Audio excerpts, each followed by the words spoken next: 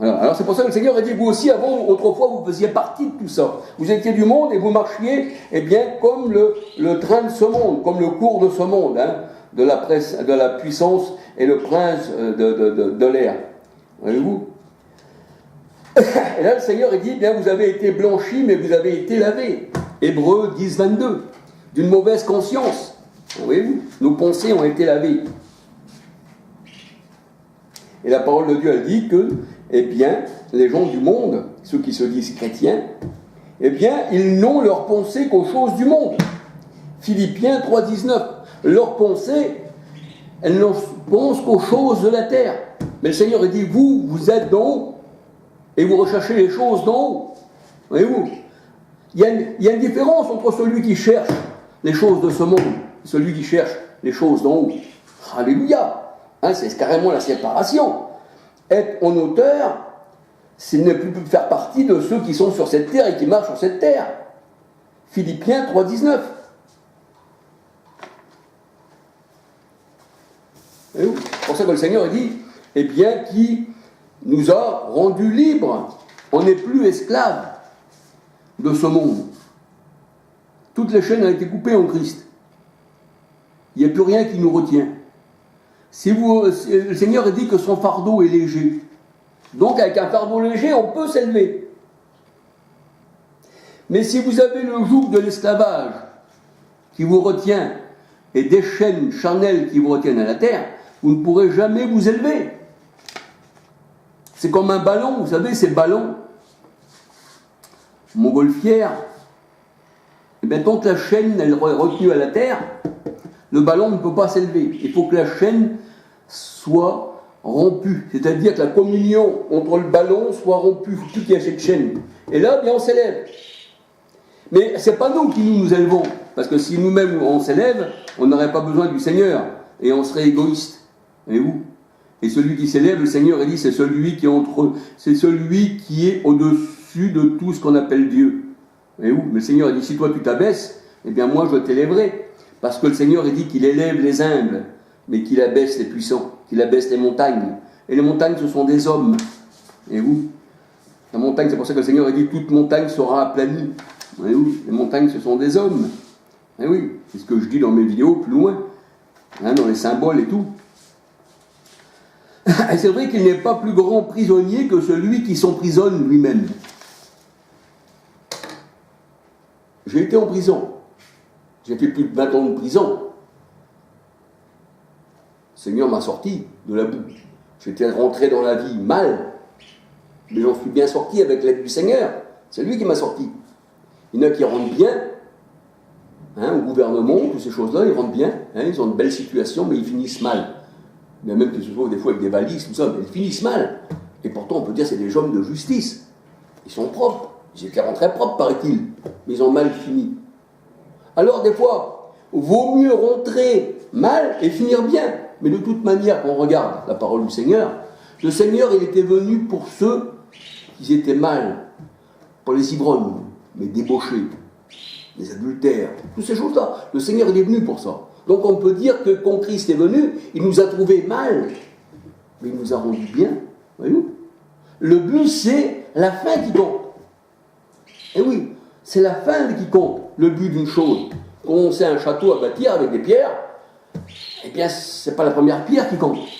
C'est la fin de ce qui va être, selon le modèle, selon l'espace. Et on pourra l'apprécier parce que ça sera la fin. Voyez-vous? Et là, nous, la parole de Dieu, elle dit qu'on est passagers et vagabonds sur la terre. Ça prouve encore qu'on ne fait pas partie de la terre. On est pèlerins. Et même ce qu'on a sur la terre, ça nous a été prêté du Seigneur. Et Paul le disait, il me tarde de quitter cette tente.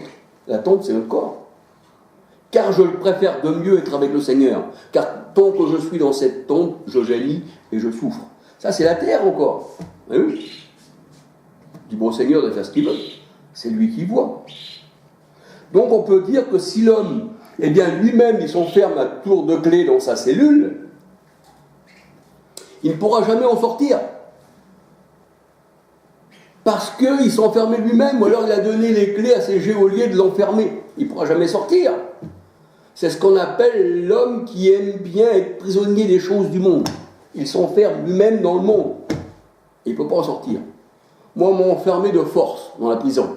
Bien que j'avais fait du mal, c'est vrai, je reconnais. Mais je ne m'avais pas enfermé moi-même, c'était mes péchés qui m'avaient enfermé aussi, parce qu'il y a une justice aussi pour tout. C'est vrai, des fois la justice était mal donnée, parce qu'il y a des choses que je n'avais pas fait, et qu'on me l'a mis sur le dos aussi, voyez-vous. Donc, on a été juste envers moi sur certains trucs, mais des fois on n'était pas juste. Voyez-vous, c'est pour ça, ça c'est l'homme. L'homme ne peut pas connaître la pensée du cœur. Des fois l'homme il va juger comme ça, il va dire cet homme-là il mérite la prison, il mérite ci, il mérite ça, parce qu'il a fait ci, il a fait ça. Mais des fois celui qui dit ça, des fois lui, il mérite 1 million de fois de ce que la personne en face a fait. Voyez-vous ? Parce que lui, peut-être que ses crimes sont plus grands, plus immenses, à côté d'une baguette de pain ou un peu de cuivre volé, parce que la personne peut-être avait faim. Voyez-vous ? Donc c'est pour ça que dans sa parole, le Seigneur il dit, ne regarde pas la paille qui est dans la poutre, la paille qui est dans l'œil de ton voisin, mais regarde la poutre qui est dans le tien. Voyez-vous ? Des fois on juge l'autre. Mais ce qu'on a fait était beaucoup pire. Voyez-vous ? C'est ça, être un juge de mauvaise foi. Parce que vous savez, quand on juge quelqu'un, quoi qu'on ne doit pas juger, le Seigneur dit, tu seras jugé du jugement que tu as donné. Mais quand on juge quelqu'un, quand j'étais passé devant tous ces juges, ils ont regardé simplement les faits que j'avais faits. Oui, c'est vrai, ils ont regardé les faits. Ils m'ont jugé sur les faits. Mais ils n'ont pas regardé sur les causes. Pourquoi des fois que la personne, elle est comme ça, hein? C'est plutôt regarder la vie que la personne a là, comment qu'elle était, pourquoi qu'elle est devenue. Et puis, sans se rendre compte, elle a pris un degré qu'elle n'a pas voulu, puis elle s'est rendue comme ça. Celui qui est né avec une cuillère en or dans la bouche, il vole aussi. Des milliards aussi, sauf, il n'a pas besoin de ça, il vole. Mais celui-là, il a peut-être jugé celui qui a pris un pain qui avait faim. Que son estomac était vide, qui dormait dans la grange. Moi, j'ai été élevé comme ça. J'ai été élevé dans la misère. Je dormais dehors. Ben oui. Les parents n'étaient pas toujours bien disposés. Comme ils buvaient et tout, ben, j'étais livré à moi-même. Et comme je n'avais pas tous les jours à manger, mais après j'ai piqué à manger, hein, je volais. Je volais un vélo pour me déplacer. Une voiture pour dormir dedans, je n'avais pas de lit. Et de fil en aiguille, je me retrouve en prison. On m'a jugé sur mes faits, de ce que j'ai fait. Mais as-tu jugé pourquoi je suis devenu comme ça ? Vous savez que le Seigneur, il connaît les cœurs et les reins, et Dieu est un juste juge. Alléluia. Et même le Seigneur, il le dit dans sa parole. Si tu passes à côté d'un champ, d'une personne, si tu as faim, prends-en avec tes mains et mange. Le Seigneur Jésus-Christ, quand il a passé dans le champ de blé avec ses disciples, est-ce que le champ de blé était à lui ? Non. La parole de Dieu, elle dit, et Jésus prit du blé dans ses mains et en mangea. Pour le Seigneur, il n'y a pas de vol, si tu as faim, de prendre à manger et de te rassasier, à condition que tu n'en prends pas une quantité et puis que tu mets la personne sur la paille. Si tu passes à côté d'un verger, que tu prends une pomme, tu n'as pas ruiné la personne, il y a des pommes qui tombent par terre, qui pourrissent, elle ne fait même pas attention la personne. Mais si elle te voit, bien sûr, si c'est une mauvaise personne, elle va porter plainte contre toi. Et on va te juger pour la pomme, pas pour la cause à effet, pourquoi tu l'as pris. Et où ? Il faut juger selon la parole du Seigneur. C'est ça, être juge.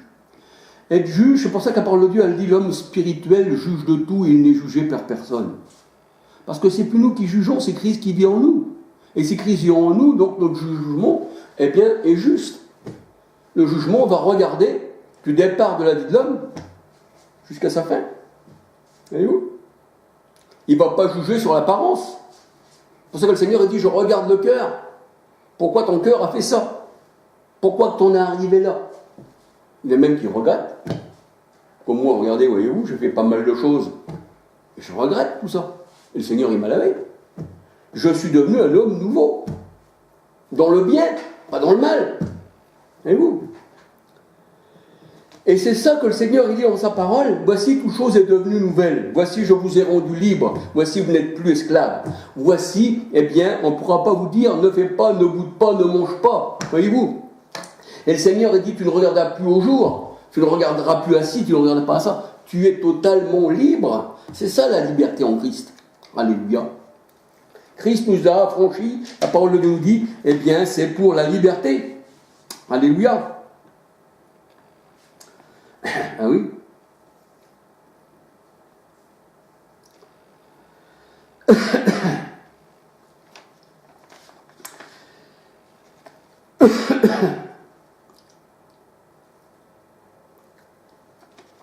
C'est vrai que le prisonnier volontaire, eh bien, n'a pas d'espoir de sortie. Et oui, on peut être prisonnier même si on n'est pas en prison. On peut être prisonnier de nos pensées, de nos agissements. On peut être prisonnier de quelqu'un qui viendrait chez nous, qu'on n'a pas discerné comment on va dire, qu'on n'a pas discerné son sentiment envers nous, on lui a fait confiance, et cette personne, eh bien, elle nous a emmenés en galère, voyez-vous. On peut être esclave d'une personne, même il y a des gens qui ont été trompés, ils ont cru que leurs amis c'était des amis formidables, et ils disent, je ne pensais pas que mon ami, mettons, eh bien, il est parti avec ma femme, ou avec mon argent, voyez-vous. Parce qu'on a été trompé. On peut être même esclave. On peut même se rendre esclave pour des gens comme ça, mais en fin de compte, eh bien, ces gens-là ne vont pas regarder eh bien, à nous écraser. Voyez-vous ? On voit que des fois, il y a des amis aussi qui sont sympas, et puis qui vont donner aussi eh bien, de ce qu'ils ont, le peu qu'ils ont, ils vont vous le donner. Et on compte ces amis, non, eh bien, dans les grands banquets. Oui. Vous savez, moi, aujourd'hui, je fais quelque chose, mais un peu de musique, il va y avoir des danses, je vais préparer des michouis, je vais préparer des gâteaux, enfin tout ça, hein, ça va être bien animé, ben, sans appeler les gens, ils vont accourir. Il n'y a pas besoin de les appeler. C'est une odeur alléchante, ça arrive. Mais soyez dans le besoin. La parole de Dieu, elle dit qu'on compte ses amis dans le besoin. La parole de Dieu, elle dit qu'on compte ses amis là où il y a le deuil. Ben oui, quand tu n'as plus rien à offrir au monde, quand il n'y a plus que ta personne, celui qui vient te voir, il t'aime vraiment, il ne vient pas pour ce que tu lui as à y donner, il ne vient pas pour ta richesse ou pour ce que tu pourrais lui offrir, il vient pour toi. Ça veut dire que cet ami-là, eh bien, c'est un grand trésor. C'est pour ça que la parole de Dieu, elle dit que celui qui a trouvé un ami du fond du cœur a trouvé un trésor. Parce que l'ami du fond du cœur sera là dans la détresse. Il sera là vers toi, pas vers tes biens. Il n'a pas besoin de ça, des biens. Vers toi. C'est ton ami, c'est l'âme, l'ami. C'est pour ça que c'est ça l'âme, ça veut dire amitié. Et dans le mot âme, il y a aussi le mot amitié, amour. C'est ça. Eh bien, celui qui viendra te voir, on pourra dire, celui-ci, il vient pour moi. Parce que j'ai rien à lui offrir. C'est ça. Et l'ami du riche, la parole de Dieu, elle dit, sont en grand nombre. Ben oui, l'ami du riche, eh bien, il y a un grand nombre. Il y a des gens aujourd'hui qui passent à la télévision qui n'étaient rien il y a 10 ans de ça. Eh bien, on ne les considérait pas. Mais maintenant, aujourd'hui, c'est de la famille. Ah, bah c'est de ma famille. Ah oui. Bah c'est mon cousin. Ah oui. Même si ce n'est pas de la famille, ça ne fait rien. Mais on veut toujours que le riche soit notre ami. Mais le malheureux sous le pont, hein, ou dans la meule de paille, ou dans la rue qui couche sous une bâche, ou qui n'a rien du tout dans un carton, ben, il n'est pas notre ami, celui-là. Je ne le connais pas. De qui tu me parles? Même si ça serait le frère, hein. De qui tu me parles? Ah, je ne connais pas. Ah, le gars là-bas. Ah, oui, ouais. Ah non, c'est pas de ma famille. Non, il y en a qui disent ça. Peut-être qu'il a une ressemblance, mais... Voyez où? Eh bien, c'est ça, c'est le monde. Le monde est ami du riche, mais ennemi du pauvre. Et pourtant, le Seigneur, en sa parole, il dit qu'il a tout laissé. Il a laissé sa gloire, et il est venu comme un homme. Et il s'est mis au pied des hommes. Et le Seigneur a dit, on connaîtra que vous êtes mes serviteurs, à l'amour que vous avez les uns pour les autres. Et le Seigneur a dit, celui qui s'abaisse au pied des autres, c'est celui-ci qui sera élevé. C'est celui qui est serviteur de l'autre, qui est serviteur de Dieu. C'est ça le serviteur de Dieu. C'est quand il s'abaisse au pied des autres. C'est pas le monde qui s'abaisse à ses pieds. Ça, il se fait servir, celui-ci. C'est pour ça que le Seigneur Jésus-Christ, dans sa parole, a dit « Je ne suis pas venu pour être servi, mais pour servir. » Et quand il a nettoyé les pieds de ses disciples, ben, il dit « Prenez exemple, ce que je vous ai fait, faites-le aussi, et vous serez mes disciples. » Alléluia. Donc on regarde dans la parole du Seigneur, eh bien Dieu veut que nous soyons disciples des uns des autres. Mais il dit en sa parole, eh bien qu'on n'est pas esclaves. Des uns des autres, on n'est pas attachés par des chaînes, on est libre. Mais on est esclaves sans chaîne des uns des autres. Parce que comme je vous ai dit, le mot esclave veut dire simplement serviteur. Alléluia. Alors il faut réfléchir. Il faut rentrer en nous-mêmes. Le Seigneur a dit, examinez-vous vous-même pour savoir si vous êtes de Dieu. Alors Seigneur, je m'examine. Est-ce que je fais partie du monde? Je marche comme le monde? Est-ce que je suis enchaîné par les chaînes du monde? Est-ce que je raisonne comme le monde?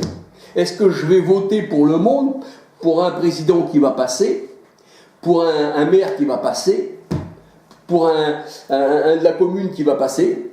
Est-ce que je vais voter pour le monde? Est-ce que j'ai déjà un roi céleste? Est-ce que mon royaume fait partie de ce monde? Ou que mon royaume, eh bien, est dans les cieux? Alors, il faut faire un choix. Et pour celui qui appartient au Seigneur, le choix est tout de suite fait. Pour celui qui appartient au Seigneur, le Seigneur a fait son choix pour lui. Alléluia. Donc, comme je vous dis, le but de ma vidéo, eh bien, c'était cela. C'est de vous dire et de vous faire réfléchir que si vous êtes de Dieu, déjà vous n'appartenez pas à ce monde, ni aux religions de ce monde, mais vous êtes libre. Vous êtes libre de tout ce qui est dans le monde. Alléluia. La parole de Dieu nous dit que Jésus est venu et il a libéré les captifs. Il est venu proclamer la délivrance aux captifs. Il est venu proclamer la liberté aux captifs. Mais que ceux qui se reconnaissaient captifs, Seigneur, j'étais captif, je suis captif, délivre-moi, Seigneur. Et là, le Seigneur, il dit, mais je te délivre, puisque tu as crié à moi, quiconque invoquera le nom du Seigneur sera sauvé. Tu as crié à moi, tu t'es dit captif, donc je vais te libérer. Mais celui, le Seigneur, il dit que le médecin, il est venu pour le malade. Celui qui se reconnaît malade, le Seigneur, eh bien, il va le guérir. Mais si tu dis que tu n'es pas malade, que tu es conformé au monde, que ta conformité, c'est celle du monde, eh bien, le Seigneur, il passera à côté de toi. Il n'est pas venu pour toi, puisque tu n'es pas malade, tu t'es dit. Alors que tu es souffrant, tu es sur le point de mourir, et tu es même déjà mort. Parce que le Seigneur a dit, tu parais vivant, mais tu es mort. Et vous? Alors Jésus est venu proclamer aux captifs la liberté. Ésaïe 61, verset 1. Ésaïe 61, verset 1. Et Luc 4, verset 19. Et la parole de Dieu nous dit, il est monté dans les hauteurs, et il a emmené les captifs avec lui. Éphésiens 4, verset 8. Il est monté dans les hauteurs et il a emmené les captifs avec lui. Alléluia. Et il nous a fait asseoir dans les lieux célestes en Christ. C'est pour cela que notre corps est sur la terre, mais que notre esprit est attaché au Seigneur. Celui qui s'attache au Seigneur est avec lui un seul esprit. Et c'est cela le mariage. 1 Corinthiens 6, 13, le corps est pour le Seigneur, et le Seigneur c'est l'Esprit. 2 Corinthiens 3, 17, or le Seigneur c'est l'Esprit. Et l'Esprit est en nous, le Seigneur est en nous, Jésus-Christ est en nous. Galates 2:20, on ne l'attend pas, il est en nous. Il ne nous a pas laissés orphelins. Notre corps n'est pas vide. Nous sommes une habitation de Dieu en esprit. Le Seigneur, il y a 2000 ans, il a tout fait, il a tout accompli. Il a accompli les psaumes, la loi et les prophètes. Et c'était, au temps du Seigneur Jésus-Christ, c'était là les derniers temps. C'est ce que je dis dans mes vidéos, les derniers temps. Si vous regardez mes vidéos, les derniers temps, vous verrez que, eh bien, les derniers temps, c'était au temps du Christ. Voyez-vous? Je ne fais pas de publicité pour la vidéo, je fais de la publicité pour Christ. Quoique, il se fait de la publicité lui-même, le Seigneur. Parce que la création complète nous dit que Dieu existe. Alléluia. Donc, voyez-vous, il nous a emmenés dans les hauteurs. Il nous a fait asseoir en Christ dans les lieux élevés. Alléluia. Alors, c'est pour ça. Réfléchissez. Si vous êtes vraiment esclaves du monde, avec leur religion, avec l'esprit du monde, ou si vous êtes libre en Christ. Alléluia. Eh bien voilà, je vais finir ma vidéo pour aujourd'hui, hein, parce que je n'avais pas fini, mais là je l'ai fini aujourd'hui. Que le Seigneur vous bénisse et qu'il illumine, la parole nous dit, eh bien les yeux de votre cœur. Examinez-vous vous-même. Voyez-vous? Le Seigneur aussi vous examine. Mais déjà, il faut examiner aussi. Voyez-vous? Il faut plaire au Seigneur. Alléluia. Et la parole de Dieu, elle dit que celui qui s'attache au Seigneur est avec lui un seul esprit. Vous savez que c'est ça le mariage. C'est ça les noces de l'agneau. C'est qu'on ne fait plus qu'un seul esprit. Celui qui s'attache à la prostituée est avec elle une seule chair. C'est le mari avec la prostituée, il ne fait plus qu'une seule chair. Mais celui qui s'attache au Seigneur est avec lui un seul esprit. Et c'est ça devenir éternel, puisque Dieu est éternel. Si on s'attache avec lui, eh bien, on devient éternel avec lui. Tandis que si on s'attache à la prostituée, eh bien, on est mortel et on retournera à la poussière avec la prostituée. Et là où est ton cœur, là aussi sera ton trésor, dit le Seigneur. Alléluia. Alors voilà, eh bien, je dis que le Seigneur vous bénisse, et puis j'essaierai de faire une autre vidéo, si le Seigneur le permet. Alléluia. Gloire au Seigneur. Amen. Alléluia.